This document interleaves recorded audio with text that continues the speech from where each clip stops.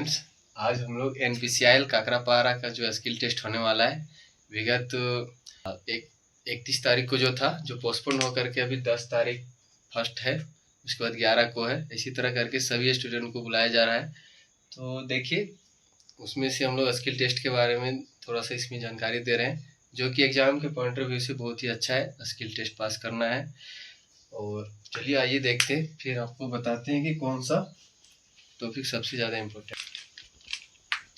NPCIL Kakrapar में आप लोग को स्किल टेस्ट में सर्वप्रथम आप लोग को जानना चाहिए, आप इंटरव्यू जैसा है।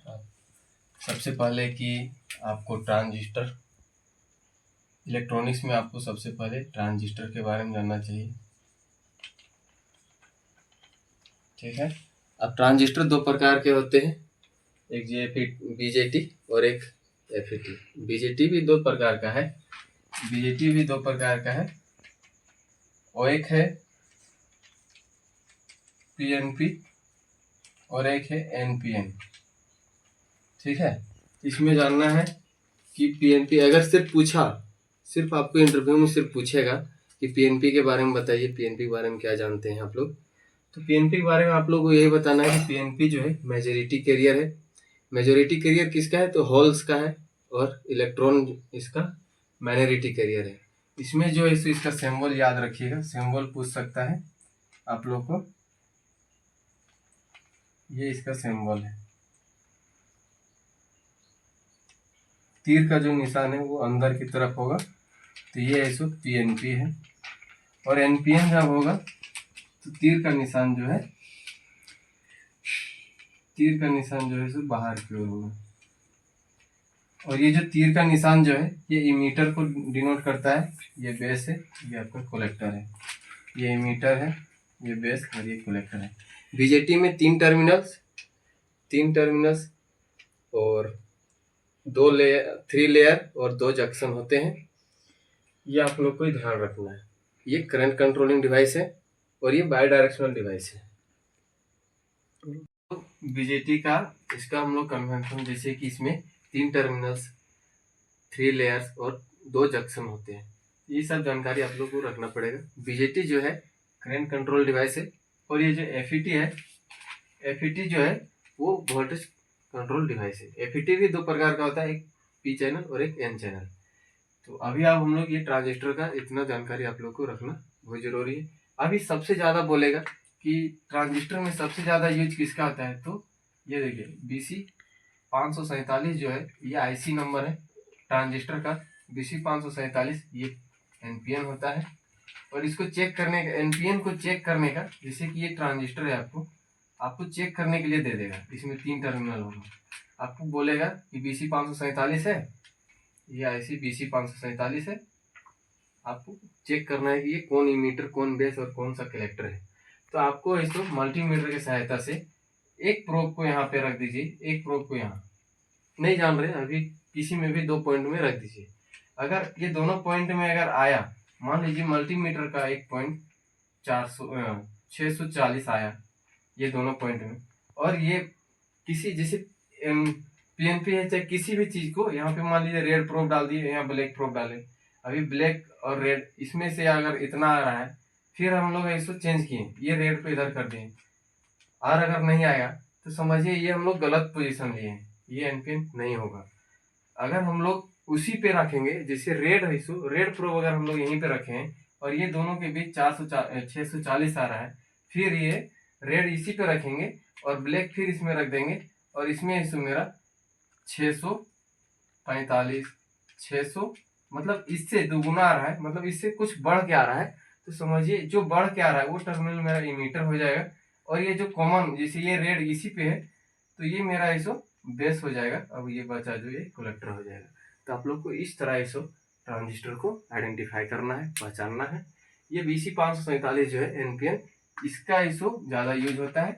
और पूछेगा कभी कि एनपीएन ट्रांजिस्टर का, जैसे BC 546 जो है ये एनपीएन का है, तो BC 548 ये पीएनपी का है।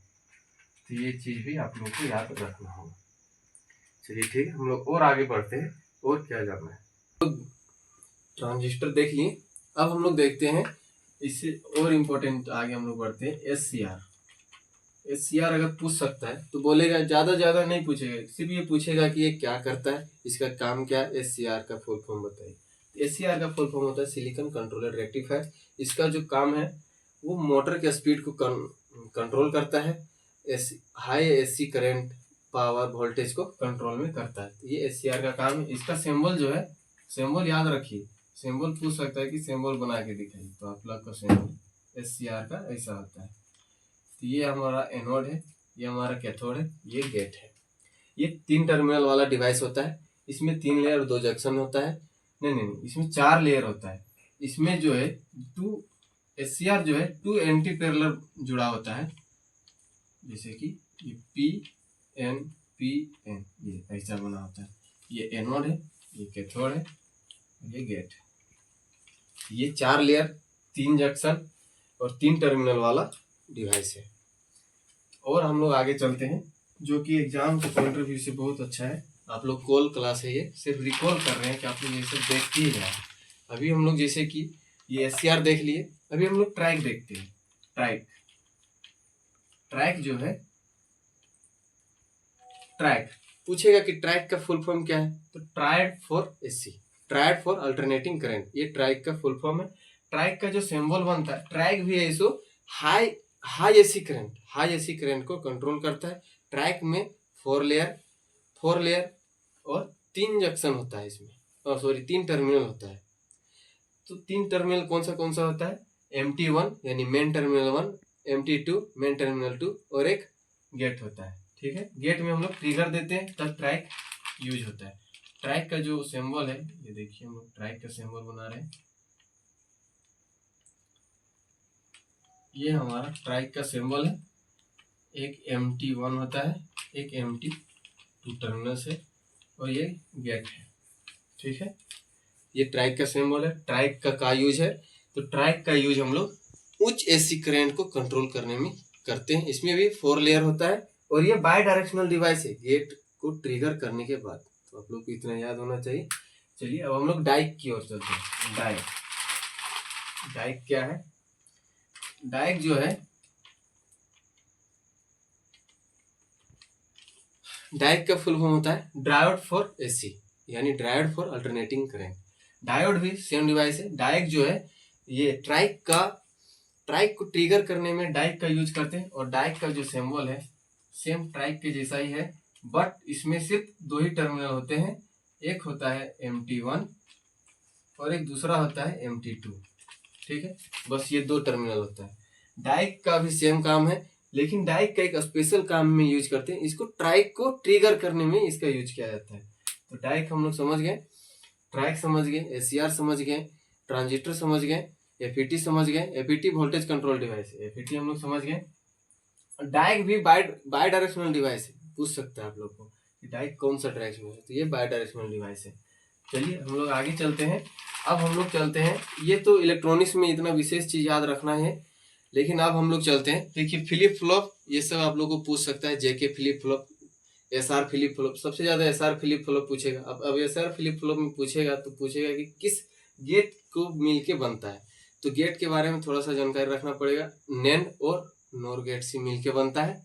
और जो है आईसी नंबर सिर्फ याद रखिए, जैसे कि 7400 है जो, ये नैंड गेट का है। 7400 नैंड गेट आईसी नंबर है। ये आईसी का बात बता रहे हैं। आईसी 7400 नैंड गेट है। 7402 ये ऐसो नोर गेट का है। ठीक है, ये नोर गेट का है। 7404 या 6 ये नॉट गेट का है।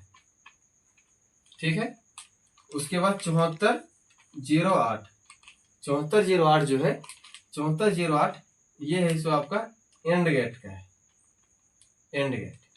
ठीक है, और 7432 जो है ये और गेट का है।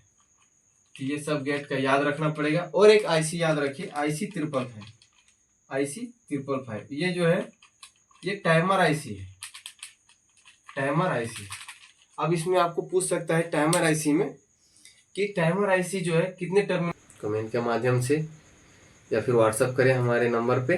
धन्यवाद, ऑल द बेस्ट सभी को। अब इस बार NPCL पार करके आना है। इसमें होते हैं, इसका यूज कहाँ है, IC टाइमर IC नाम से पता चल रहा होगा, इसको हम लोग टाइमर IC में यूज करते हैं। जैसे कि हम लोग एम्पलीफायर में भी इसको यूज करते हैं बनाने के लिए। तो टाइमर IC जो है इसका टर्मिनल्स नेम पूछेगा, कितने टर्मिनल्स होते हैं। इसमें 8 टर्मिनल्स होते हैं। कौन कौन, तो ये आपको जानकारी होनी चाहिए।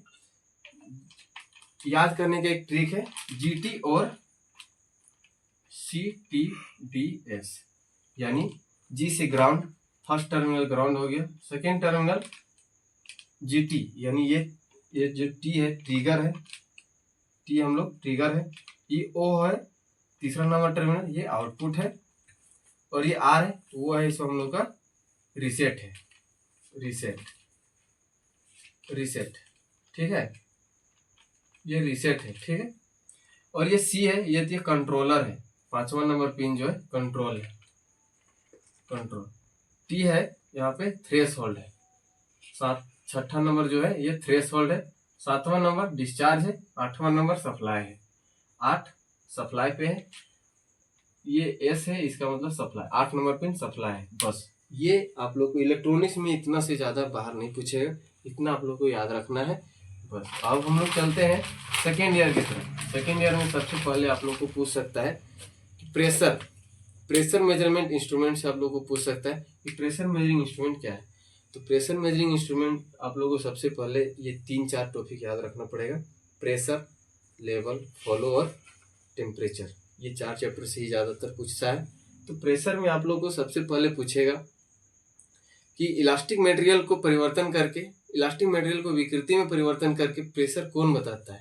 तो सबसे पहले है आप लोग का बॉडेन ट्यूब। बॉडेन ट्यूब में भी बहुत सारे प्रकार है, तो वो सब नहीं जानना है, बस बॉडेन ट्यूब जानना है। तो बॉडेन ट्यूब क्या कन्वर्ट करता है, बॉडेन ट्यूब कन्वर्ट करता है प्रेशर को डिस्प्लेसमेंट में, बॉडेन ट्यूब प्रेशर को डिस्प्लेसमेंट में बदलता है ठीक है। उसके बाद आप लोग को याद रखना है मैनोमीटर के बारे में। मैनोमीटर सबसे सरलतम यू ट्यूब, सबसे ज़्यादा प्रचलित है, शुद्धतम भी है, और हाई प्रेशर तो नहीं मेजर करता है, बट वो प्रेशर मेजर करने में इसका यूज करते हैं। मैकलियोड गेज के बारे में भी याद रखिए। मैकलियोड गेज जो है, मैकलियोड गेज बॉयल्स के सिद्धांत में काम करता है, और वो वेरी लो प्रेशर मेजर करता है और वैक्यूम भी मेजर करता है। उसके बाद हम लोग पिरानी गेज के बारे में भी जानेंगे, वो भी वैक्यूम मेजर करता है, वैक्यूम का प्रेशर मापता है, 10 के पावर -3 से 10 के पावर -5 टोर तक मेजर कर सकता है। कन्वर्जन थोड़ा सा याद रख लीजिए। और हम लोग डेड वेट टेस्टर के बारे में जानेंगे। डेड वेट टेस्टर का प्रैक्टिकल आ सकता है आप लोग का। तो डेड वेट टेस्टर किस सिद्धांत में काम करता है, पास्कल्स के लॉ के सिद्धांत में काम करता है। पास्कल्स लॉ क्या बोलता है, तो किसी क्लोज कंटेनर में पूरी तरह से भरे तरल से लगे प्रेशर सभी दिशाओं में समान होता है। तो पास्कल्स लॉ भी याद रखना है। Pascal's law, Bramah press law, hydraulic system, ये सब ऐसो पास्कल के सिद्धांत में कार्य करता है। ये सब आप लोग को याद रखना है। ये प्रेशर चैप्टर से आप लोग को फॉलो में याद रखना है कि वेरिएबल हेड फ्लोमीटर कौन सा है, वेरिएबल एरिया फ्लोमीटर कौन सा है, बस इतना ही क्वेश्चन आएगा। क्लोज चैनल, ओपन चैनल, बस क्लोज चैनल में आप लोग का आएगा ओरिफिक्स। ओरिफिक्स क्या है, डिफरेंशियल प्रेशर के सिद्धांत में काम करता है या फिर बर्नौली के सिद्धांत में काम करता है। जितने भी क्लोज चैनल है सब बर्नौली के सिद्धांत में काम करता है ठीक है। अब बर्नौली क्लोज ओरिफिक्स याद रखना है, वेंचुरी याद रखना है।